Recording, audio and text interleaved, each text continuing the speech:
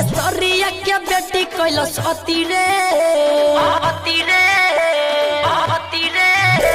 खेसरिया के बेटी कैलस अति रे एकरा लहंगा में जरा द मोमबत्ती रे अपने उगइल न कजली पे गाना नीलुआ के पिलुआ फड़ी सुनलस जमाना अपने उगइल न कजली पे गाना नीलुआ के पिलुआ फड़ी सुनलस जमाना गइले पंकज कैलन दूर गति रे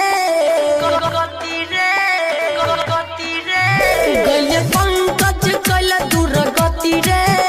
एकरा लहंगा में जरा द मोमबत्ती चाची के बाची के मतलब का होला देले न जवाब जब पूछला सटोला चाची के बाची के मतलब का होला देले न जवाब जब पूछला सटोला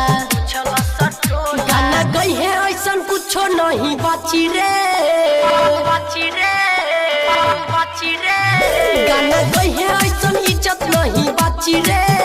एकरा लहंगा में जरा द मोमबत्ती रे एकरा लहंगा में जरा द मोमबत्ती रे खेसरिया के बेटी कैलस अति रे एकरा लहंगा में जरा द मोमबत्ती रे एकरा लहंगा